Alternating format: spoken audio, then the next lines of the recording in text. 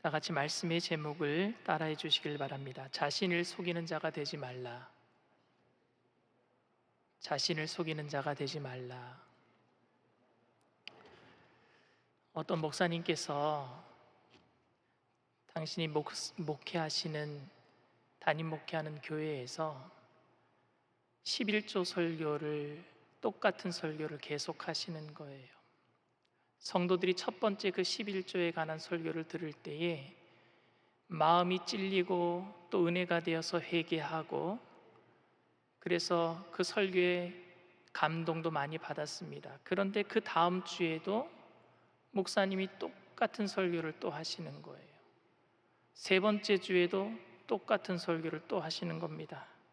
그러다 보니까 마음이 찔리던 것이 이제는 안 찔리고, 은혜가 되던 것이 또 은혜도 안 되고, 왜 자꾸 똑같은 설교를 하시지?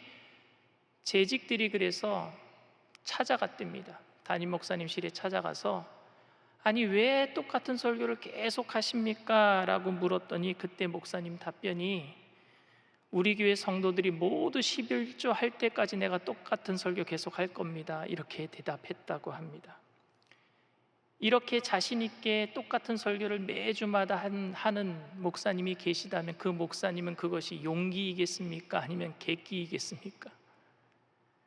원수를 사랑하라고 했는데 재직들조차도 사랑하지 못합니다. 세상에 나가서 빛과 소금이 되라고 설교했는데 빛과 소금으로 살기는커녕 세상 가운데 또 다른 어둠이 되어버리는 성도들을 발견합니다. 지난주에 설교를 분명히 했는데 이번 주에 그 설교에 대한 그 내용대로 살아가지 못하는 성도들 모습, 그 답답한 모습을 발견할 때가 많습니다. 여러분들에게 질문하고 싶습니다. 설교는 여러분들의 삶을 진정으로 변화시키고 있습니까? 제가 하는 설교가 여러분들의 삶을 날마다 변화시키고 있습니까? 설교를 들은 것만큼 여러분들의 삶이 지금 성장하고 있습니까? 나아지고 있습니까? 설교의 목적이 여러분들은 무엇이라고 생각하십니까? 설교는 여러분들에게 그저 감동만 주면 되는 것입니까? 은혜 받았다라고 얘기하시는데 은혜만 받으면 되는 것입니까? 아니면은 설교는 실제적으로 여러분들의 삶에 변화를 일으켜야 되는 것입니까?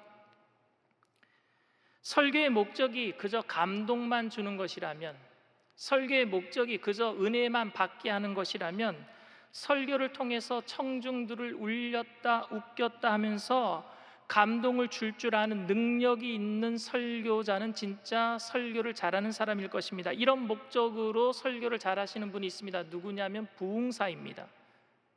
부흥사는요, 설교로 감동을 잘 줍니다. 울렸다 웃겼다 잘합니다. 그런데 여러분, 부흥회가 끝나고 나면은 그 부흥회 때 받았던 그 은혜가 여러분들 지속되고 있고 여러분들의 삶을 정말 변화시키고 있습니까? 부흥회를 통해서 부흥사에게 은혜 받은 것대로 우리가 신앙을 성장한다면 우리는 날마다 부흥해야 될 거예요. 왜? 신앙의 성장을 위해서. 그런데 그렇지 못합니다. 특별히 부흥사가 담임하고 있는 교회가, 그 교회 성도들이 우리 교회 성도들보다 특별히 더 크게 은혜를 받았기 때문에 날마다 성장하고 있습니까? 그렇지 못합니다. 반대로 부흥사분들은 교회를 비우고 다른 교회 가서 부흥회를 많이 하기 때문에 당신께서 인도하시는 교회가 다른 교회보다 더 작은 교회들도 있단 말입니다. 실제로 그렇지가 못해요. 제가 2005년도에 오살리 채자실 기념 금식기도원의 설교 목사로 있었어요. 근데 어느 날 제가 설교하고 내려왔는데 어떤 분이 저한테 그럽니다. 강 목사님 오늘 홈런 치셨어요, 그러는 거예요. 그동안 제가 설교를 했는데 홈런을 치지 못했나 봐요.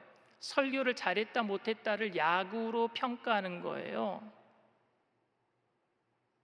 그런데 여러분, 날마다 안타를 치는 담임 목사님이 설교하는, 그런 설교를 하는 교회가 있다고 합시다. 그런데 어떤 교회는 그 목사님이 날마다 병살타를 칩니다. 설교할 때마다 기대가 없는 거예요. 그러니까 성도님들은 기대 없이 나옵니다. 그런데 날마다 병살타를 치고 있는 교회 목회자가 있는 성도들과 날마다 안타를 치고 성도들에게 홈런을 치는, 설교로 홈런을 치는 목회자가 인도하는 그 교회의 성도들과 그럼 신앙의 수준이 어떻습니까?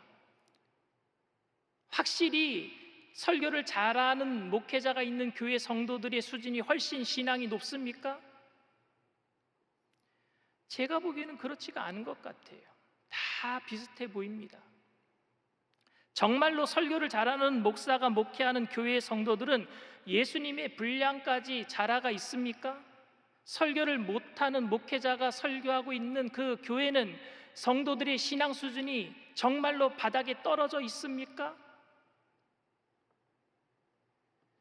그런데 여러분들도 그렇지 않다는 것을 느끼실 겁니다. 이런 이유 때문에 설교 무용론을 주장하는 사람들도 나타났어요. 설교 필요 없다. 설교를 아무리 잘해도 성도가 변화 안 되거든. 설교를 아무리 못해도 성도들이 신앙이 이렇게 떨어지지도 않거든. 그러니까 설교가 필요 없다라고 무용론을 주장하는 사람들이 있어요. 몇 년 전에 캘리포니아의 브리티시 위클리라고 하는 그 신문사가 있는데 그 신문 편집장에게 누군가가 메시지를 보냈어요. 근데 그것을 그 인터넷에 띄워놨습니다. 그 내용이 뭐냐? 목사님들은 설교에 상당히 큰 비중을 두고 설교 준비에 많은 시간을 보내는 것으로 알고 있습니다. 저는 지난 30년간 아주 규칙적으로 예배에 참석해 왔고 그동안 제 추산이 정확하다면 적어도 3,000번의 설교를 들었습니다. 그러나 제가 놀라는 것은 그 설교 중에 단 한 편도 기억할 수 없다라는 것입니다. 목사님이 시간을 달리 썼다면 더 유익하지 않을까 하는 생각이 듭니다.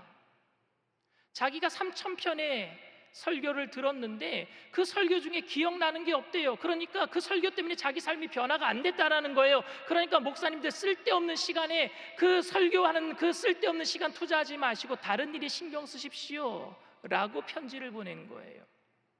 이 편지를 두고 몇 주간 평신도와 성직자들 사이에 설교에 대한 찬반론이 있었습니다. 그러다가 그들의 모든 찬반론, 댓글 다는 것들을 한꺼번에 없애버린 사람이 있는데 그 사람이 뭐라고 편지를 썼느냐, 이렇게 댓글을 달았습니다. 저는 결혼한 지 30년이 되었습니다. 그동안 저는 32,850회의 식사를 하였습니다. 거의 저의 아내가 요리한 것입니다. 그런데 갑자기 저는 그 많은 식사 중 한 끼의 메뉴도 기억할 수 없다는 것을 발견했습니다. 그럼에도 불구하고 그 많은 식사를 할 때마다 몇 끼 영양을 공급받았습니다. 저에게 그 많은 식사가 없었더라면 오래전에 이미 굶어 죽었을 것입니다. 이렇게 보내니까 그 다음부터는 댓글이 안 달리더래요. 저는 설교 무용론을 주장하는 사람들의 말에 동감하지는 않습니다. 그렇다고 우리가 날마다 밥을 먹은 것처럼 영양가를 공급받았기 때문에 우리의 신앙이 성장했다라고 말하는 것도 저는 무언가 좀 석연치가 않습니다. 왜냐하면 설교를 들은 것만큼 신앙의 성장을 볼 수 없기 때문에 그래요. 설교가 성도들에게 감동을 주는 것도 목적이 아니고 설교가 성도들의 삶을 변화시키는 것도 목적이 아니라면은 우리는 왜 설교를 들어야 합니까? 일주일에 한 번씩 꼬박꼬박 주일날 나와서 설교를 들어야 되고, 신앙이 좋다고 하는 사람들은 새벽 예배 때 나와서 설교를 들어야 되고, 수요일날 설교를 들어야 되고, 금요일날 설교를 들어야 되는데 왜 설교를 들어야 됩니까? 오늘 야고보서 본문은 우리가 왜 설교를 듣고 말씀을 읽어야 하는지에 대한 분명한 이유를 우리들에게 말해주고 있습니다. 22절 말씀입니다. 너희는 말씀을 행하는 자가 되고 듣기만 하여 자신을 속이는 자가 되지 말라 그랬어요. 말씀을 듣고 행하는 자가 되어야지, 듣기만 하고 행하지는 않고 그런 것은 자신을 속이는 자가 되는 것이다 라고 이야기를 합니다. 근데 우리는 말씀을 듣고 말씀대로 산다라고 착각할 때가 많습니다. 그래서 변화가 안 일어나는 거예요. 내가 말씀대로 살고 있다라고 생각하니까 변화가 안 일어나는 거예요. 저도 목사이기 때문에 제가 말씀을 전한 대로 살고 있다라고 착각할 때가 많이 있습니다. 그런데 문득 제 자신을 들여다보면은요, 예전과 변화되지 않은, 다를 바 없는 예전의 모습 그대로인 것을 발견할 때가 너무너무 많아요. 아무런 문제가 없을 때는요, 말씀대로 잘 살고 있다라고 착각하는 거예요. 그런데 결정적인 순간에 의심을 하고, 결정적인 순간에 갈등을 일으키고, 결정적인 순간에 화를 내고 있는 내 모습을 발견하는 거예요. 마치 드럼통에 물이 차 있는데 한참 전에 내렸던 그 빗물 속에 찌꺼기들이 밑에 가라앉아 있어서 위에는 맑은 물처럼 보이는데, 누군가가 걷어차니까 밑에 가라앉아 있던 부유물들이 뿌옇게 올라오는 것처럼 결정적인 순간에 내가 변화받지 못한 내 자신의 모습을 발견합니다. 이것이 바로 말씀만 듣기만 하여 자신을 속이는 자가 되는 것입니다. 이에 대해서 야고보 사도는 23절 24절에 이렇게 얘기를 합니다. 누구든지 말씀을 듣고 행하지 아니하면 그는 거울로 자기의 생긴 얼굴을 보는 사람과 같아서 제 자신을 보고 가서 그 모습이 어떠했는지를 곧 잊어버리거니와. 말씀을 듣는데 행하지 아니하는 사람, 자신을 속이는 사람들은 거울을 봤는데 자기 얼굴에 티가 있는 것을 보고 띄어내지 않고 잊어버리는 사람과 같다라고 얘기를 합니다. 여러분들 고등학교 때 수학여행 다 가보셨죠? 대학교 때 MT도 가보셨죠? 근데 그때 가서는요, 절대 일찍 자면 안 돼요. 왜냐하면 일찍 자는 사람에게는요, 그 다음날 얼굴에 큰 낙서가 그려져 있습니다.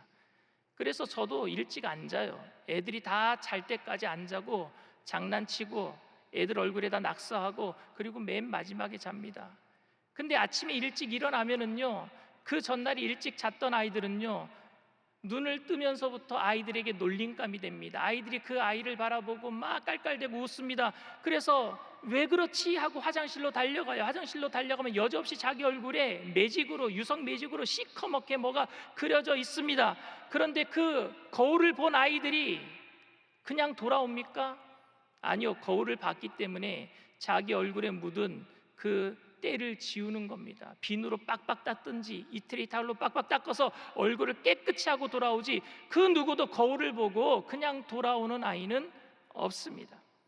어느 누구도 거울을 봄으로 저절로 자신의 얼굴에 낙서가 지워진다라고 생각하는 아이들은 없어요. 어느 누구도.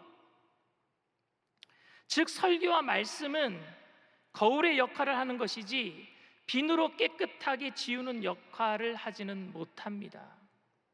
그런데 우리들은 그동안 착각하면서 살았습니다. 예배를 많이 들으면, 말씀을 많이 읽으면, 설교를 많이 들으면, 기도를 많이 하면 우리는 그냥 거룩해지는 줄 알았어요. 저절로 그 낙서가 다 지워지는 줄 알았어요. 이것은 마치 거울만 들여다본 것으로 내 얼굴이 깨끗해지는 것이라고 여기는 사람과 똑같은 겁니다. 그렇다면 우리는 어떻게 해야지 깨끗해질 수 있을까요? 어떻게 하면 우리는 예수님의 분량까지 자라갈 수 있을까요? 어떻게 하면 우리는 예수님을 닮아갈 수 있을까요? 25절에 야고보 사도는 이렇게 얘기합니다. 자유롭게 하는 온전한 율법을 들여다보고 있는 자는 듣고 잊어버리는 자가 아니요 실천하는 자니 이 사람은 그 행하는 일에 복을 받으리라. 아멘. 자유롭게 하는 온전한 율법이라고 얘기합니다. 자유롭게 하는 온전한 율법을 들여다보는 자라고 했습니다. 그러니까 그냥 사람들의 마음에 감동만 주는 설교가 아닌, 도덕적 설교가 아닌 자유롭게 하는 온전한 율법을 우리는 들어야 될 줄 믿습니다. 그것이 거울이 된다라는 거예요. 근데 사람들은 자기가 듣고 싶어 하는 설교가 따로 있는 것 같아요. 이민 목회를 할 때 제가 구약에서 본문을 많이 삼아서 설교를 했나 봅니다. 그랬더니 어떤 성도님 한 분이 저에게 찾아왔어요. 목사님, 구약에서 율법적인 설교 그만하시고 신약에서 좀 은혜로운 설교를 좀 해주세요, 이러는 거예요. 그런데 우리는 한번 심각하게 생각해 봐야 합니다. 과연 내가 듣고 있는 말씀이 자유롭게 하는 온전한 율법으로 내 자신의 죄를 정확하게 들여다보게 하는가? 얼굴에 티가 있는 사람은 정확하게 비춰준 거울을 볼 때에 그 티를 제거하고 떳떳하게 다른 사람들 앞에 자유롭게 설 수 있는 것 아닙니까? 거울이 없던 시절에는요, 물에다 자신의 얼굴을 비춰봤어요. 그때에는 얼굴에 티를 정확하게 발견할 수 없었습니다.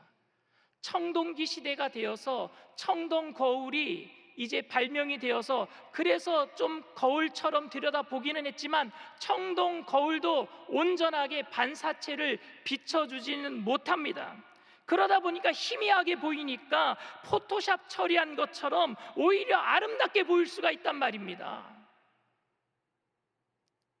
우리를 기분 좋게 하는 설교, 도덕적인 설교,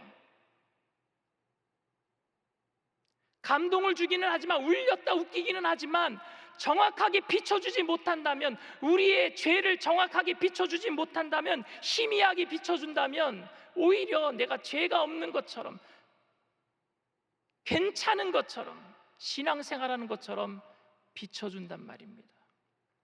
그러니까 우리는 착각하면서 사는 거예요. 믿음으로 행하면서 살고 있다라고 착각하고 있는 거예요. 그렇기 때문에 우리는 자유롭게 하는 온전한 율법을 날마다 들어야 될 줄 믿습니다. 자유롭게 하는 온전한 율법 말입니다. 그것이 바로 예수 그리스도의 복음이에요. 그것이 바로 풀가스펠, 순복음인 줄 믿습니다. 중생의 복음, 신유의 복음, 축복의 복음, 영생의 복음, 성령 충만의 복음이 오늘도 이 강단에서 전해지는 줄 믿습니다. 우리의 죄를 깨닫게 하는 거예요. 그것이 바로 갈보리 십자가의 복음이에요. 피 흘리는 복음, 그리스도의 복음으로, 그리스도의 피로 내 죄가 죄사함을 입었다는 그 복음 말입니다. 복음은 우리를 율법주의로, 형식으로 얽매이지 않습니다. 우리를 올가매지 않습니다. 복음은 그렇다고 죄에 대해서 무감각하게 만들지도 않습니다. 복음은 우리를 죄에 대해서 철저하게 돌아서게 하면서도 율법주의에 얽매이지 않게 하는 참 자유가 있는 줄 믿습니다. 그것이 바로 유앙겔리온, 기쁜 소식, 예수 그리스도 복음입니다. 예수님께서는 그 복음대로 사셨어요. 말씀대로 사셨어요.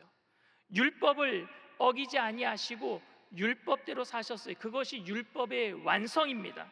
그런데 그분에게는 참 자유와 기쁨이 넘쳐나셨습니다. 그래서 그 기쁨과 자유함으로 죄인들을 정죄하지 아니하시고 올가매지 아니하시고 그들의 친구가 되어 주셨습니다. 그래서 예수님의 친구가 된 죄인들은 예수님의 사랑 앞에서 자신의 죄를 회개하고 참 자유를 얻게 되었습니다. 저는 이런 예수님의 삶을 율법은 나에게, 은혜는 남에게라고 표현하고 싶습니다. 율법은 철저하게 자신에게 적용시키는 거예요. 거울이니까 희미한 거울이 아니라 자유롭게 하는, 죄에서 자유를 주는, 티를 제거하고 남들 앞에 떳떳하게 설 수 있는 자유롭게 하는 온전한 율법, 거울이니까 그 거울은 누구한테 비추라고요? 나에게. 근데 은혜는 누구에게요? 남에게. 율법의 거울을 다른 사람에게 비추는 것이 아니라 은혜를 비추는 거예요. 그러면 그 사람은 죄책감에서 노연하게 됩니다. 저 사람은 율법대로 사는 사람인데 나를 죄인이라고 칭하지 아니하고 나를 친구로 삼아주니까 죄책감에서 노연할 때 예수님 앞에 나와서 자기 죄를 회개하고 그리고 자유함을 얻게 될 줄 믿습니다. 이게 복음이에요. 그래서 이 복음은 우리를 자유롭게 합니다. 예수님은 요한복음 8장 32절에 이렇게 말씀하십니다. 진리를 알지니 진리가 너희를 자유롭게 하리라. 아멘. 이 율법이 우리를 자유롭게 하는 거예요. 그런데 우리는 도리어 남에게 적용해야 할 은혜를 내 자신에게 적용시킬 때가 많습니다.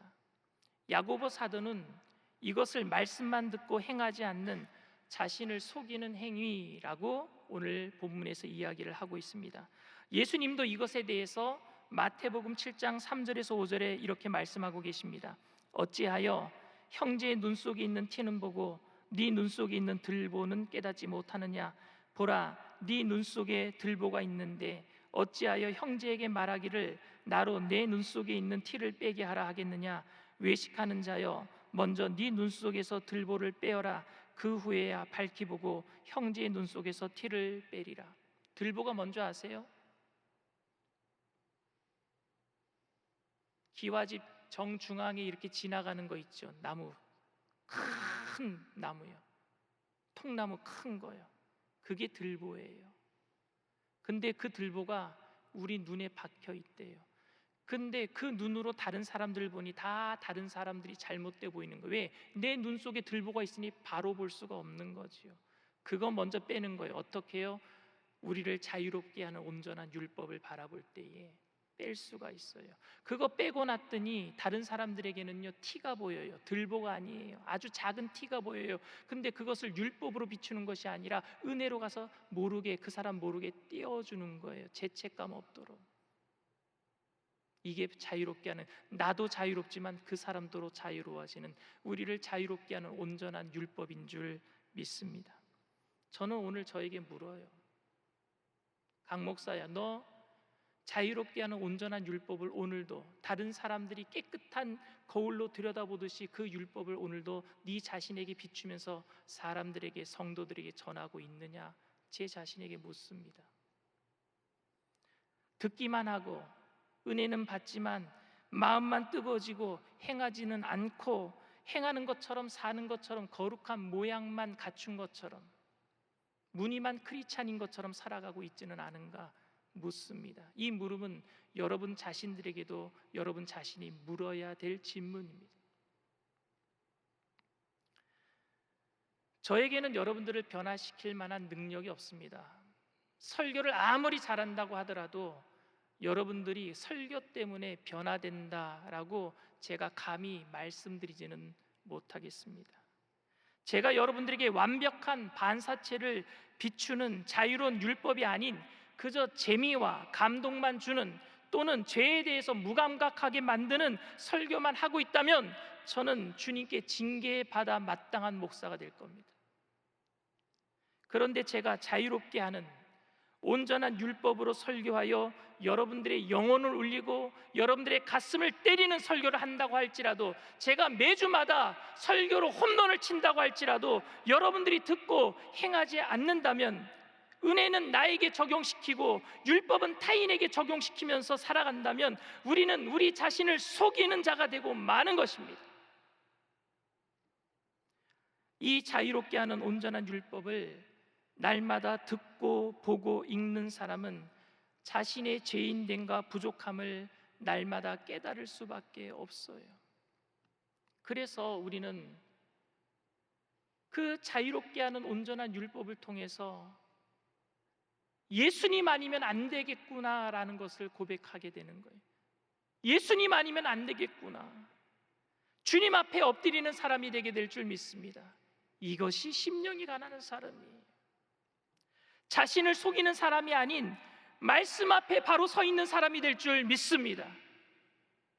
변화를 위해 행함의 노력을 보이는 사람, 그저 은혜 받았다라고 나가서 예전처럼 똑같이 사는 사람이 아니라 그 은혜 때문에 행함으로 나아갈 수밖에 없는 사람들 말입니다. 그 은혜 때문에, 그 노력조차도, 내가 행하는 그 노력조차도 내 자랑거리가 아닌 주님 때문이라고 떳떳하게 말할 수 있는 사람, 그게 자유롭게 하는 온전한 율법에 날마다 자신을 비춰보는 사람인 줄 믿습니다.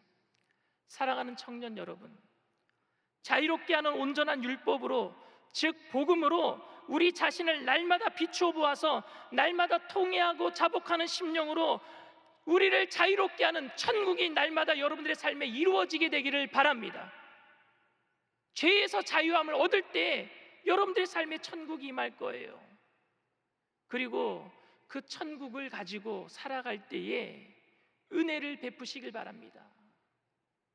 내 눈에 있는 들보를 빼어냈으니 남들에게 있는 티를 빼기 위해서, 티를 빼려면은요 아주 세심한 배려가 필요합니다.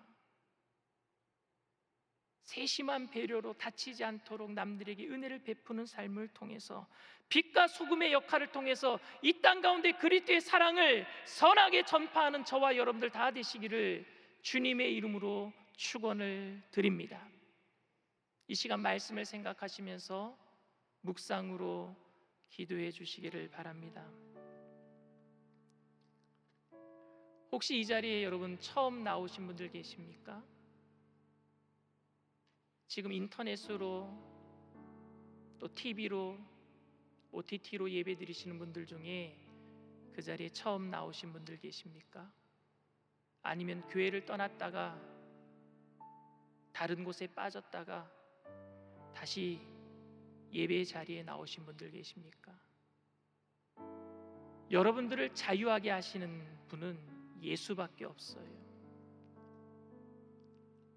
탕자가 아버지의 집을 떠나서 자기가 자유를 얻기 위해서 아버지에게 재산을 빼앗아서 자기가 자유롭게 되기 위해서 떠났지만 결국에는 자기가 원했던 것이 자기를 억압하기 시작합니다. 돈의 노예가 되고 말았어요.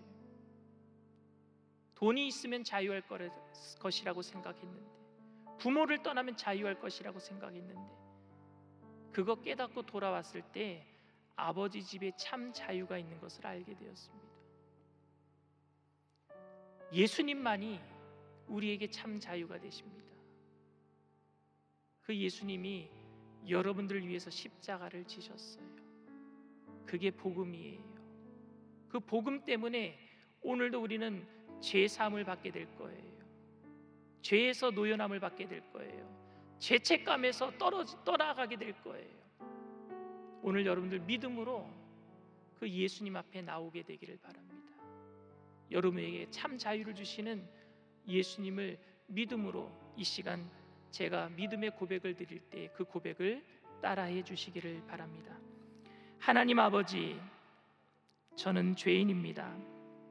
어디에서 와서 왜 살며 어디로 가는지 알지 못하고 방황하며 살았습니다. 저의 죄를 위하여 십자가에서 죽으시고 부활하신 예수님을 제 구주로 모셔드립니다.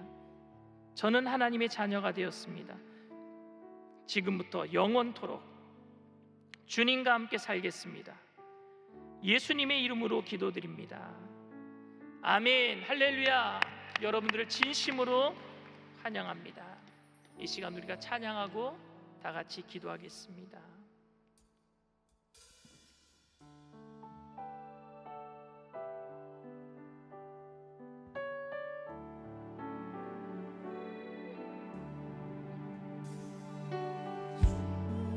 내 삶의 주인 되시고 새로운 일 이루셨네.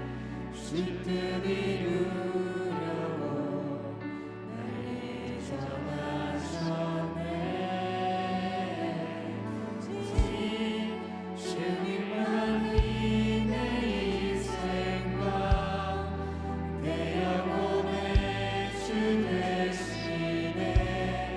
주 말씀 전하라 날 선택하셨네. 주의 능력으로 인도하사 크신 일을 이루소서.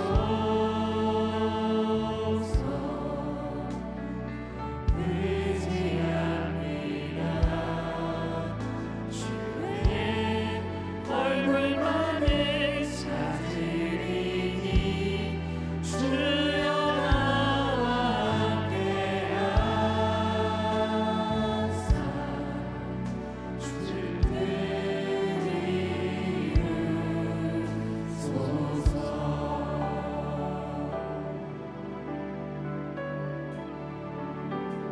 오직 주님만이 내 인생과 내 영혼의 주 되시네. 주 말씀 전하라 날 선택하셨네. 주의 능력을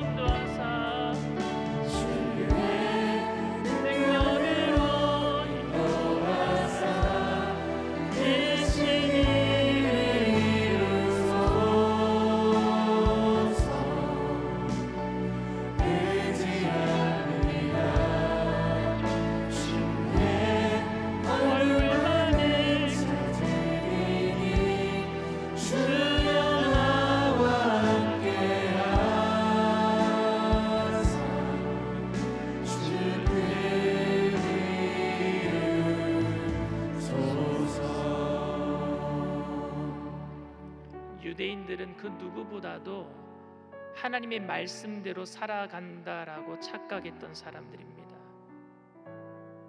그런데 그들이 현장에서 간음하다가 잡혀온 그 여인을 예수님께 데리고 옵니다. 저는 의문이 생겼어요.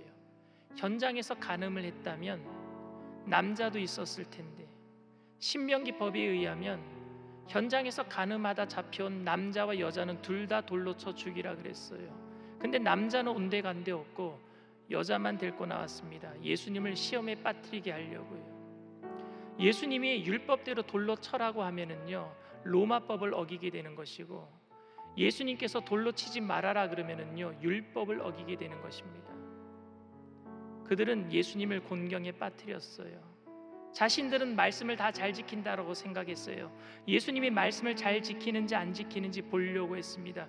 그런데 예수님은요, 그때 땅바닥에 글을 쓰십니다. 무슨 글을 쓰셨을까요? 제가 생각하기에는 그들의 죄를 기록하셨던 것 같아요. 깨끗한 율법의 거울, 온전한, 자유하게 하는 온전한 율법의 거울을 그들 자신이 볼 수 있도록 예수님이 허락하셨던 것 같아요. 처음으로 자신들의 얼굴을 들여다봤어요. 현장에서 간음하다가 잡혀온 여인보다도 더 추악한 죄가 자기에게 있는 것을 그들은 그 자리에서 깨달았을 거예요. 그리고 돌을 다 버리고 떠나갑니다. 여러분, 죄는 용서하면 안 돼요. 그런데 죄인은 용서받아야 합니다. 그게 율법이에요. 예수님께서는 그 여인에게 말씀하세요. 나도 너를 정죄하지 아니하노라. 그런데 다시는 죄짓지 말아라. 이게 율법이에요. 이게 참 자유예요. 오늘 이 우리를 자유하게 하는 이 온전한 율법이 우리 가운데 회복되어야 될 줄 믿습니다. 우리 교회 가운데, 이 한국 사회 가운데, 온 세상 가운데 율법을 완성하신 이 사랑의 율법이, 온전하게 하는 율법이, 자유하게 하는 율법이 회복되어야 돼요. 주님, 이 율법이 내 안에 먼저 죄를 회개하게 하여 주시옵소서.